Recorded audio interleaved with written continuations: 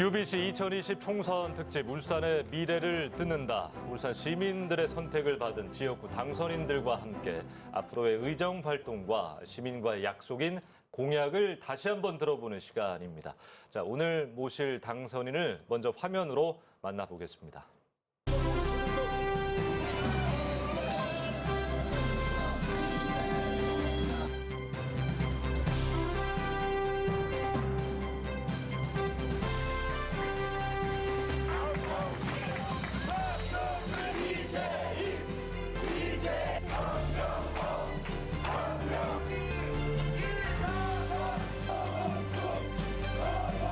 맡길 수가 없습니다.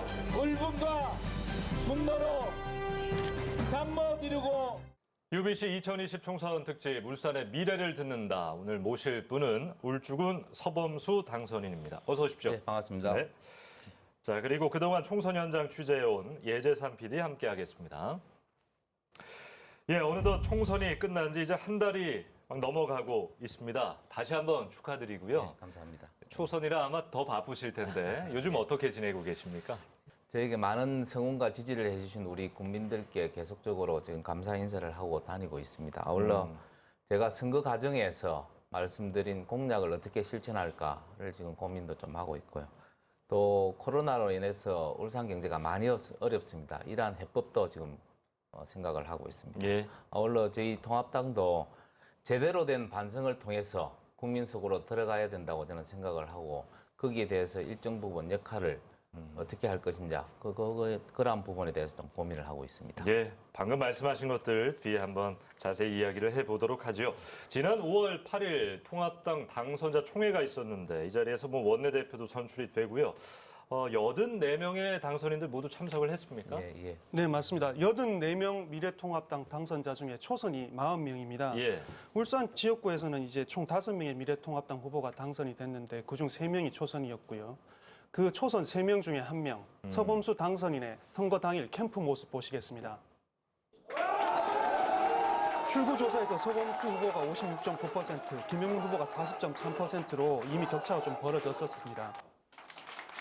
언제쯤 이제 당선이 확실시됐습니까? 제가 기억하기로는 한 10시 반 정도 아마 확실하다는 그게 나온 것 같습니다. 예.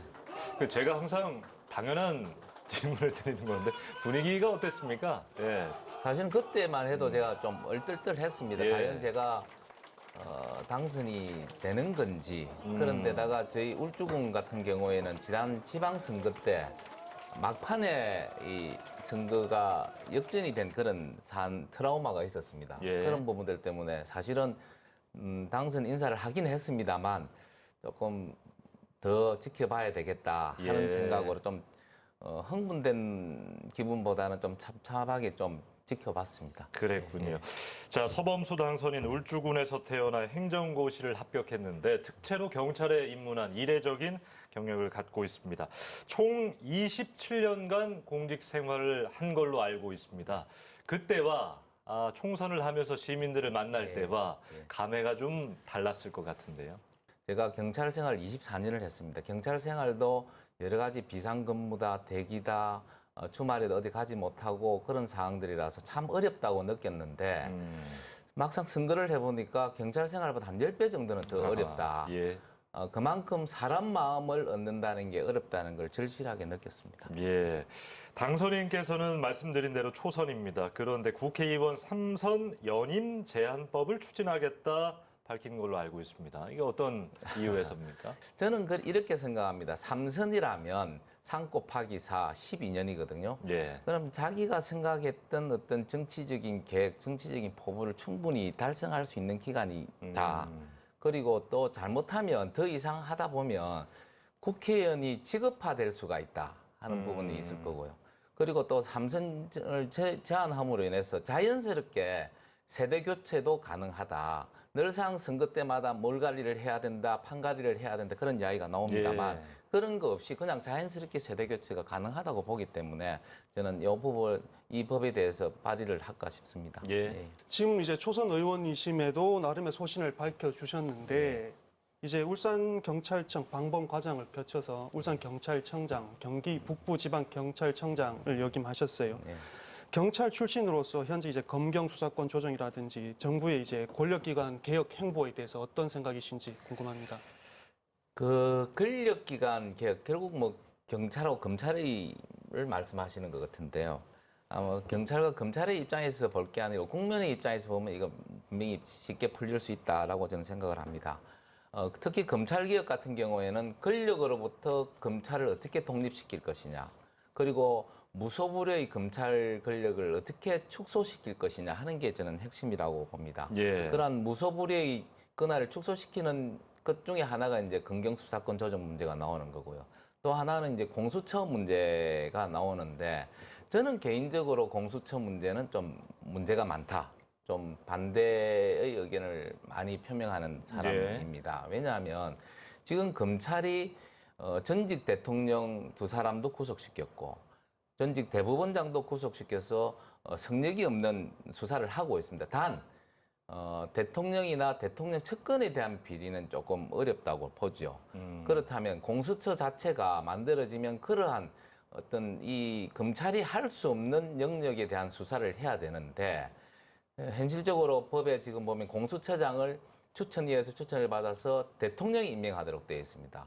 대통령으로부터 임명된 사람이 과연 대통령이나 그 측근들에 대한 수사를 공정하게 할 수 있겠느냐 하는 부분들이 의구심이 있기 때문에 이 부분에 대해서는 문제가 많다. 저는 그렇게 생각을 하고 있습니다. 자, 지금부터는 우리 당선인이 내놓은 지역 공약과 관련해서 각 분야별로 좀 더 깊이 있게 이야기를 해보도록 하겠습니다.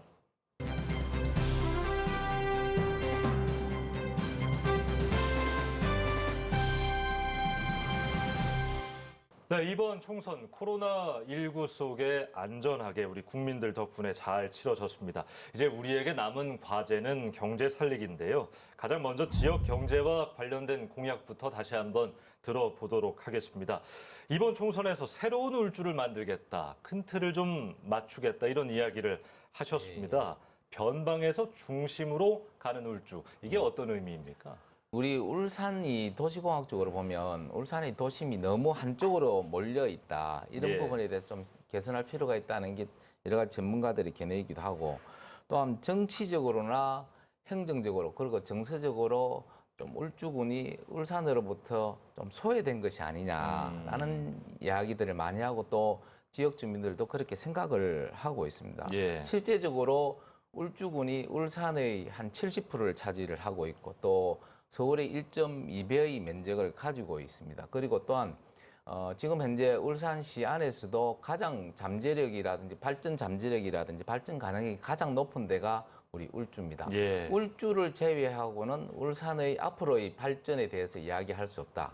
그렇다면 우리가 울주가 중심에 이때까지 늘상 변방으로서의 역할을 해왔는데 이걸 이제 우리가 울산의 중심으로서 역할을 그리고 울산의 발전을 견인할 수 있는 역할로서 울주군이 다시 새롭게 정치적으로나 행정적으로나 아니면 경제적으로 우리가 움직여야 된다라는 예. 그런 생각 때문에 이렇게 슬로건을 만드는 겁니다. 아까도 말씀해 주셨지만 서울의 1.2배나 되는 면적에 읍면 간의 이해관계가 다양하게 얽혀 있습니다. 네. 이렇게 다양하게 얽혀 있는 이 주민들의 이해관계를 통합할 수 있는 방법이 뭐가 있을까요? 제가 막상 울주에 내려오니까 울주가 아까도 말씀드린 면적이 넓고 또 면적이 넓은 반면에 각 지역별로 여러 가지 이해관계라든지 갈등이 많았습니다. 언양을 중심으로 하는 서울주권, 범서를 중심으로 하는 중울주권, 또 언양, 오산, 서생 이런 남울주권이 자체적으로 지역적인 특색이 강하고요. 또 서로 상호간에 서울주, 중울주, 남울주 상호간에 조금 어떤 갈등이 참 많습니다. 그럼에도 불구하고 서울주는 또 서울주 발전협의회, 남울주는 남울주 발전, 각각 발전협의회들이 다 있음에도 불구하고 이런 전체적으로 울주를 통할할 수 있는 그런 조직 체계가 없은 게 참 아쉽다라고 저는 생각을 했습니다. 그래서 네. 앞으로 각각의 어떤 서울주, 중울주, 남울주보다는 전체 울주군을 발전할 수 있는, 발전시킬 수 있는, 소통을 할 수 있는 그런 민간정 협의체를 만들어서 각 많은 사람들이 그리고 정치라든지 행정이든지 일반 시민들까지도 참여를 해서 많은 사람들의 의견을 들어서 거기에 시너지 효과를 받게끔 해서 울주를 발전시킬 수 있는 어떤 그런 체계를 좀 만들려고 지금 생각을 하고 있습니다. 그런 체계. 저는 이렇게 들리는데요. 그러니까 하나의 울주가 돼서 울산의 중심이 되기 위해선 예. 어떤 새로운 성장 동력이 필요하고 예, 예. 지속 가능한 성장이 좀 필요하다 이렇게 예. 보시는 겁니까? 그렇죠. 예. 예, 그렇습니다. 결국 예를 들면 경제자유구역 지정 문제가 있습니다. 6월 초에 아마 산업부에서 경제자유구역을 결정할 예정인데요. 그런 경제자유구역은 12조의 생산 유발 효과 그리고 7만 6천 명 정도의 취업 유발 효과가 있기 때문에 아주 중대하고 큰 사업입니다. 이것을 반드시 우리 울산 울주 쪽으로 지정이 될 수 있도록 노력을 해야 이게 새로운 어떤 성장 동력과 연결이 된다 저는 생각을 하고 있습니다. 예, 경제자유구역 말씀하셨는데요. 자, 울산의 주력 산업은 뭐 자동차, 조선, 석유화학 여러 개가 있습니다만 울주군은 이와 좀 다른 어떤 무엇이 필요할 것 같거든요. 예, 그렇죠. 저도 그렇게 생각을 합니다. 예. 기존의 자동차, 뭐 중공업 그리고 석유화업 산업도 고도화되고 발전시켜야 되지만 또한 새로운 어떤 성장 동력, 먹거리도 찾아내야 된다고 저는 생각을 합니다. 좀 전에 말씀드린 경제자유구역 지정 외에도 약 8천억을 투자하는 KTX 역세권 복합산업단지라든지 예. 또 공공기관 이전을 통한 제2혁신도시 건설 그리고 종합대학 유치 그리고 산재 전문 공공병원을 유니스트 과학원 병원으로 전환 추진하는 거라든지 전시 컨벤션 센터를 중심으로 하는 마이스 산업 육성통을 통해서 새로운 성장 동력, 새로운 먹거리를 우리가 확보하는 데 노력하겠다 하는 말씀을 드립니다. 예. 자, 이렇게 해서 지역 경제에 대한 내용들 한번 들어봤습니다.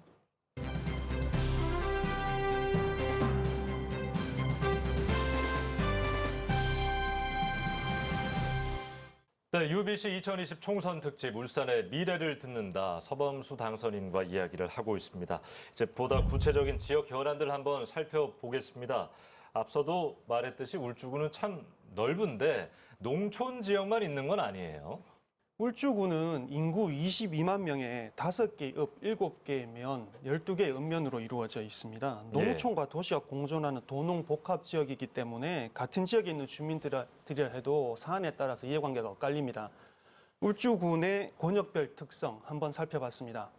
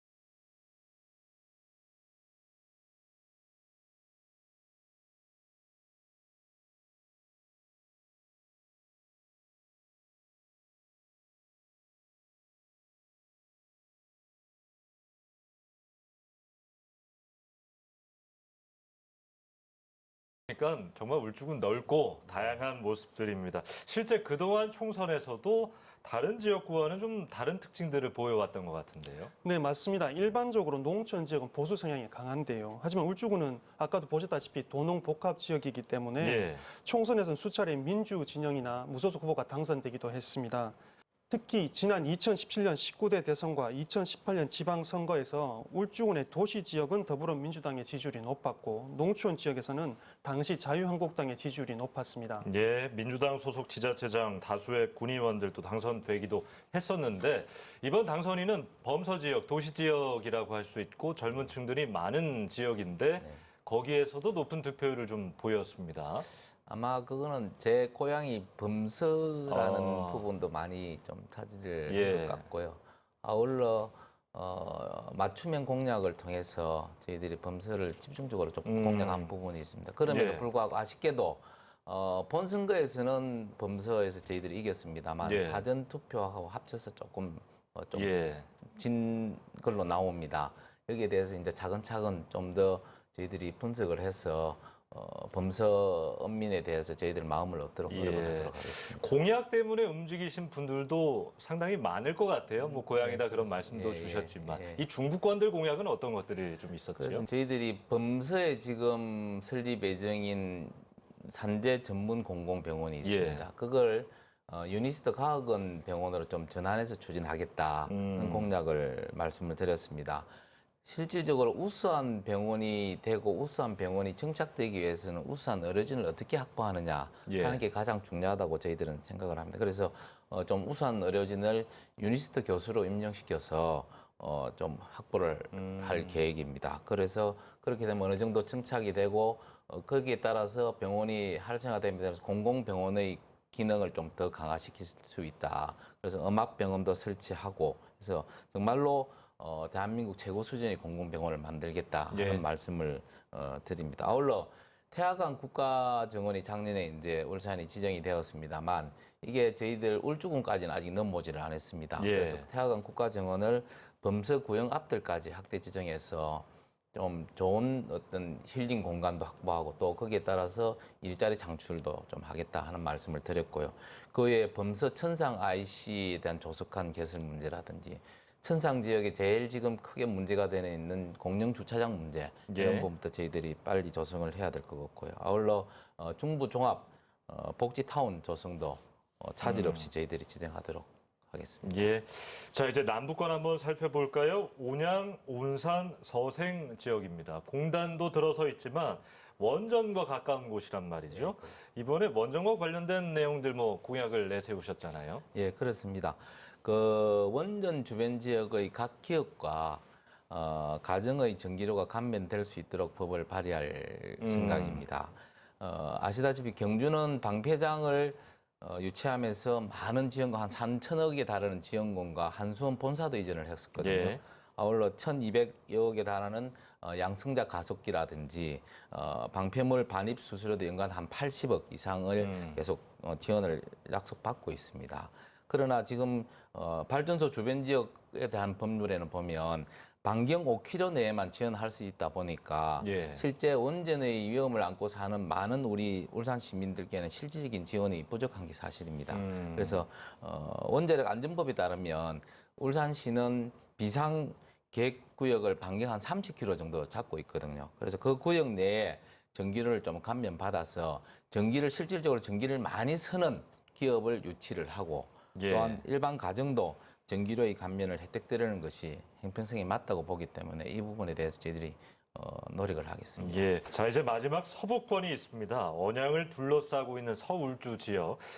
가장 시급한 부분은 어떤 게 있습니까? 조금 전에도 여러 말씀도 하셨지만 KTX 울산역 주변 개발 예. 그리고 곧 6월 초에 있을 경제자유구역 지정 문제입니다.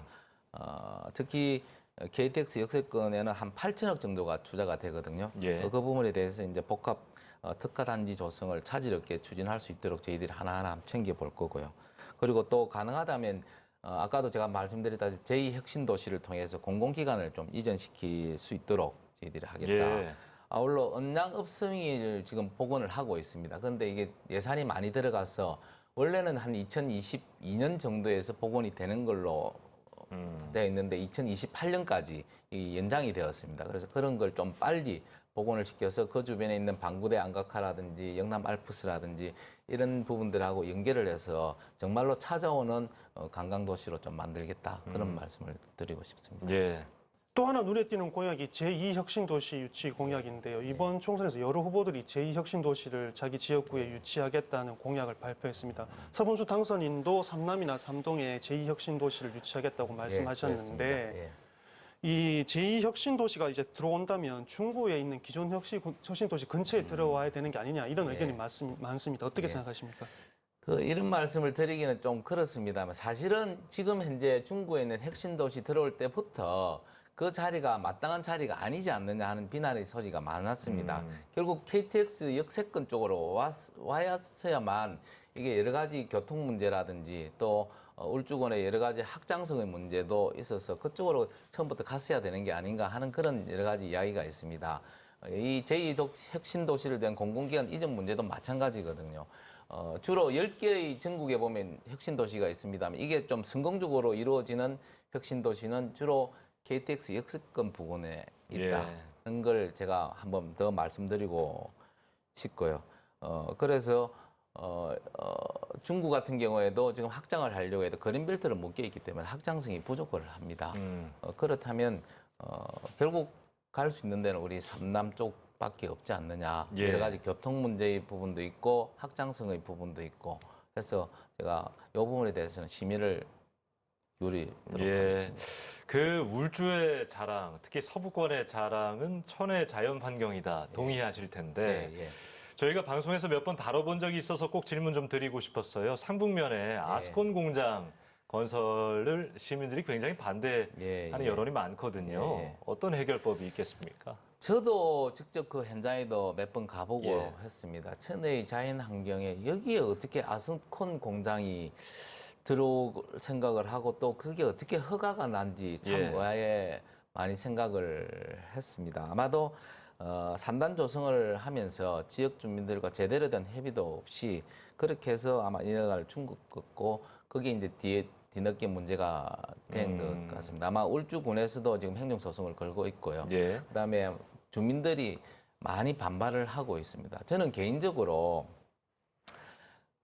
시장님께 좀 부탁드리고 싶은 부분이 이 부분입니다. 담당 공무원에게만 이거 맡기시지 말고요.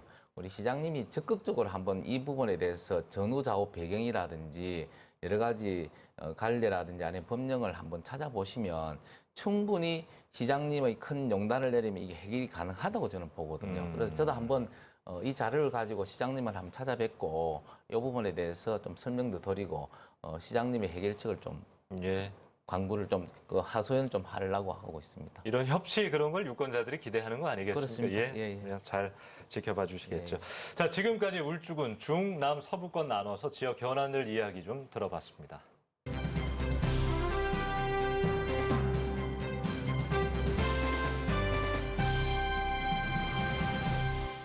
네, UBC 2020 특집 울산의 미래를 듣는다. 이번에는 교통과 관광 분야 공약들 좀 짚어보지요. 울주군은 울산의 관문 KTX 울산역이 있는 곳인데요. 교통과 관련해서 어떤 점이 가장 시급하다고 판단하세요? 말씀하신 것처럼 강력교통의 핵심이 요즘은 KTX 역입니다. 그래서 KTX 울산역이 바로 저희들 울주군에 있습니다. 유럽이나 어디를 가더라도 이 KTX 강력교통을 중심으로 해서 발전하기 때문에 우리 울산도 이를 잘 활용을 해야 된다고 저는 봅니다.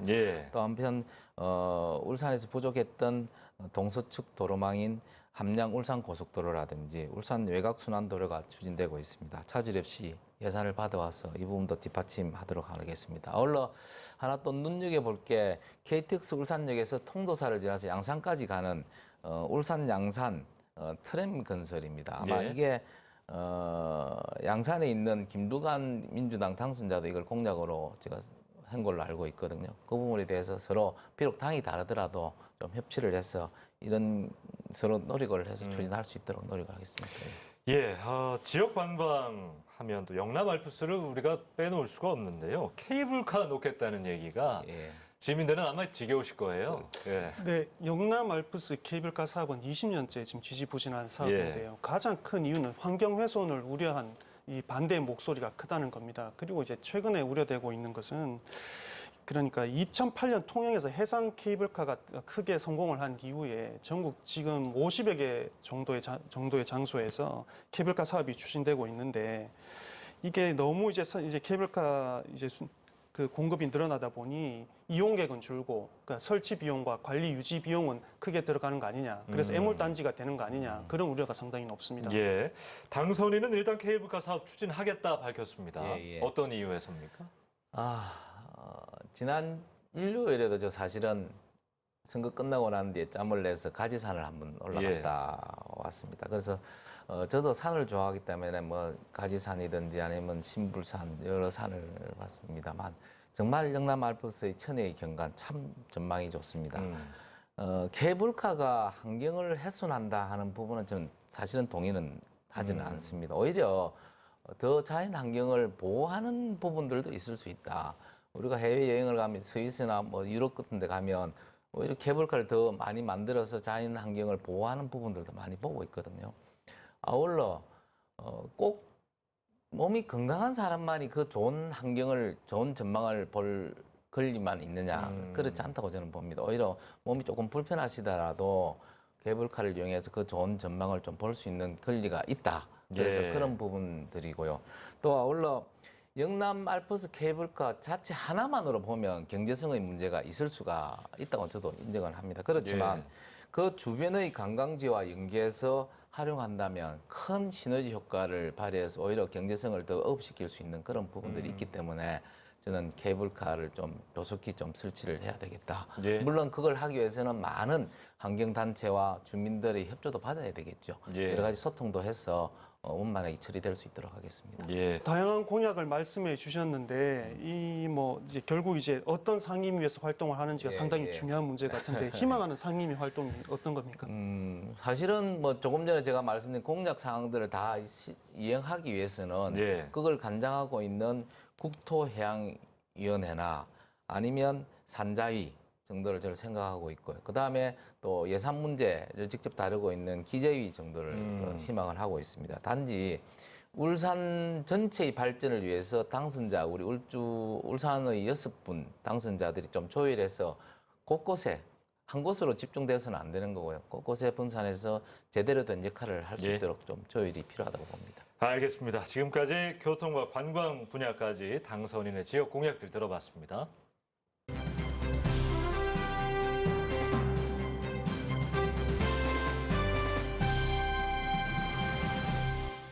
네, 오늘은 2020 총선 특집 울산의 미래를 듣는다 서범수 당선인과 이야기를 나눠봤습니다. 마지막으로 앞으로 어떤 의정 활동 좀 펼치실 건지 이야기를 좀 해주시겠습니까? 부족한 저를 국회의원으로 뽑은 것은 무너진 경제를 살리고 무능한 정치를 바꿔야 한다는 국민들의 간절한 바람이 모인 거라고 저는 생각을 합니다. 그래서 제가 선거 과정에 약속드린 한 100여 가지 공약을 하나하나 챙기도록 하겠습니다. 아울러 우리 울산 그리고 울주의 경우에는 보면 울주군과 울산시의 어떤 그런 관계가 좀 원만한 관계가 아니다. 그런 걸 많이 느낍니다. 그리고 울주군과 울산시 그리고 중앙정부도 마찬가지라고 저는 보거든요. 그래서 그러한 부분들이 좀 원활하게 연계가 될 수 있도록 가교 역할을 제가 열심히 하겠다 하는 말씀을 드리고요. 예. 또 한편으로 문재인 정부의 지난 3년간의 실적이 다 묻힐 정도로 국민들께서 저희 미래통합당에 대해서 해초리를 드셨습니다. 그래서 이를 반성하지 않고는 미래가 없다고 저는 생각을 하고 있고요. 저부터 반성하고 노력해서 국민 속으로 좀 들어가겠다. 그래서 일정한 역할도 하겠다는 말씀을 드리고 오직 국민의 삶 속에 들어가서 민생 중심, 현장 중심의 정치를 하겠다는 초심을 잃지 않고 열심히 그리고 열정적으로 하겠다. 그리고 시청자 여러분께 그런 각오를 다시 한번 드립니다. 예. 자, 서범수 당선인 초선입니다만 공직의 길을 오래 걸어왔기 때문에 그 역할과 책임에 대해서 그 누구보다 잘 알고 있을 겁니다. 말씀하신 대로 국민의 삶 속으로 들어가는 의정 활동 펼쳐주시기를 바라겠습니다. 오늘 고맙습니다. 네, 감사합니다. 예. 자, UBC 2020 총선 특집 울산의 미래를 듣는다. 오늘 서범수 당선인과 함께 했습니다. 저희는 다음 이 시간에 또 다른 당선인 모시고 시민과의 약속을 들어보는 시간 마련하겠습니다. 시청해주신 여러분 고맙습니다.